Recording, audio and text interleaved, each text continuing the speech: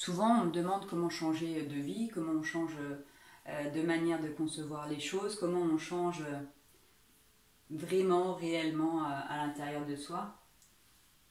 Déjà, il faut comprendre comment ça marche. Il y a des petites lois que j'exprime plus ou moins, que je disperse plus ou moins. Il y en a une qui est vachement importante. Je dis dans le passeur d'âme, parce qu'on travaille sur l'âme qui elle soit incarnée ou sur l'âme qui va vouloir passer, ou qui ne va pas vouloir passer, pour plein de raisons. Mais en fait, c'est de se dire que cette vie-là, ma vie là, qui a commencé en 1980, oui, comme dans la chanson. Vous imaginez, je m'appelle Émilie Joly. M'appelle Émilie Joly.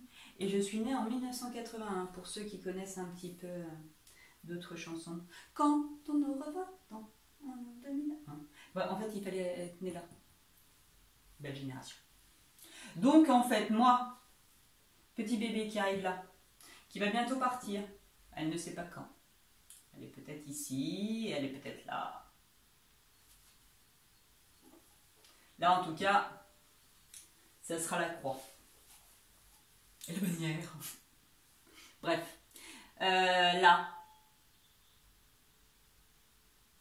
Je ne suis pas...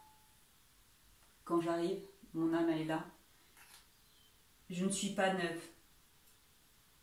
Alors, il y a deux versions. Il y a ceux qui croient à la réincarnation.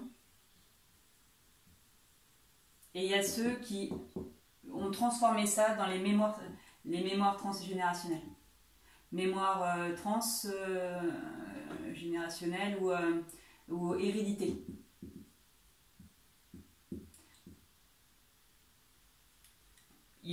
Parfois, on adapte notre discours. Donc pour ceux qui, la réincarnation, la palingénésie, c'est un problème.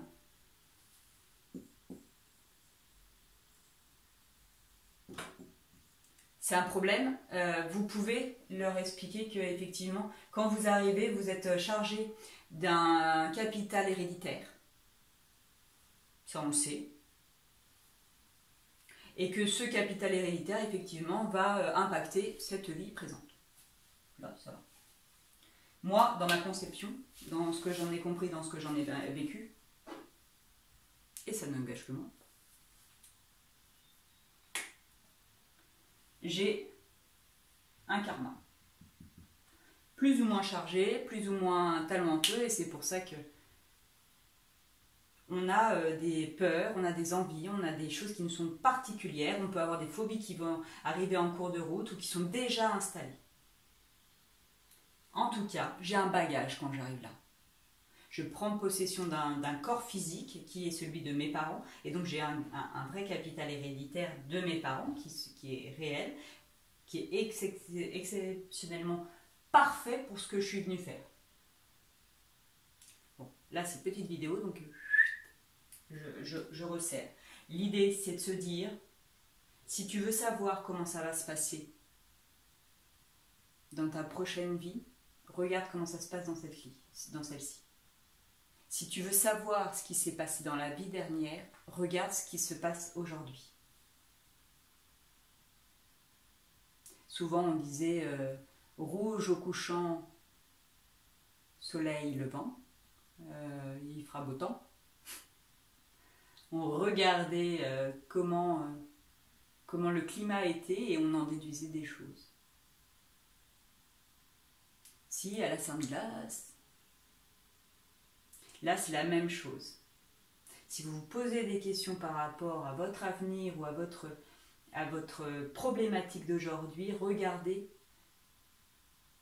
hier, regardez avant-hier. Il y a une très très bonne image pour prendre la mesure de à quel point mon aujourd'hui impacte mon demain. Vous prenez une grosse cuite, mais une cuite sévère. Une cuite qui fait que là, il y en a partout, raide fin. Raide sec alors que tu es quand même carrément humide dans ces moments-là. Mais bon. Pour ceux qui l'ont expérimenté plus ou moins récemment, vous avez cette mémoire. Qu'est-ce qui s'est passé? Que le lendemain matin, t'es pas beau, t'es pas bien, t'es vaseux, t'as mal partout. Et là, tu fais l'expérience de ah ouais, aujourd'hui, ça va être la merde, parce que j'ai mal à la tête, parce que j'ai mal au bide, parce qu'en fait, j'ai plus d'énergie et je suis crevée. Mon hier a déterminé ma journée. Et peut-être qu'effectivement, on va déterminer les autres jours qui vont dire que la prochaine fois qu'on dit et on va là tu vas dire non, ça va, parce qu'en fait là je vais m'arrêter là parce que je me souviens qu'après en fait je fais rien de mon week-end et c'est quand même dommage parce que lundi il faut quand même que je retourne au boulot et que j'ai autre chose à faire que de cuver pendant 48 heures. Vous vous sentez? Le pouvoir, on l'a à chaque instant. Jésus disait vous n'avez que le choix. À chaque instant, ah ça passe bien, merci. À chaque instant, choisis la vie ou choisis la mort. Ça ne veut pas dire qu'on arrête l'apéro, ça ne veut pas dire qu'on arrête de boire un coup si on a envie de boire un coup, ou de même se prendre une cuite si l'occasion est là, et que la vie fait que vous passez par ces étapes-là. C'est pas grave. On peut être spirituel et manger, et boire, et aimer la vie, et aimer... et on peut être spirituel et ne pas boire, et on peut... Enfin, tout est possible. Il faut que ça soit juste aligné.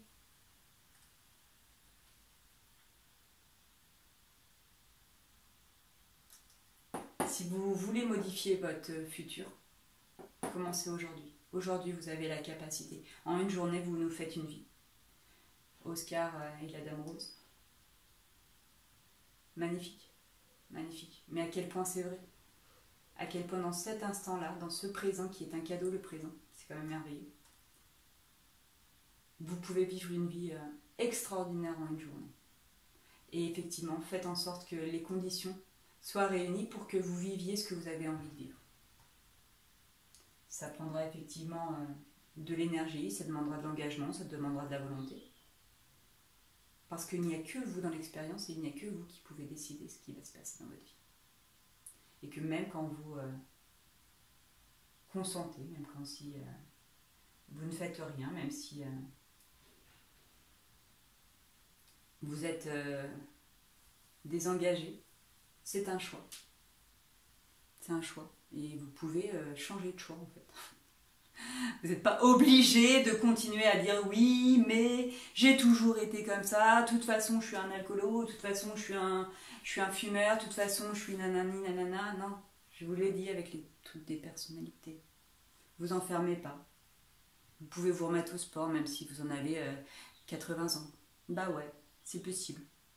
Moi j'ai ma voisine, elle y va sacrément. Elle fait des marches. Bref. Il y a moyen. Il y a moyen.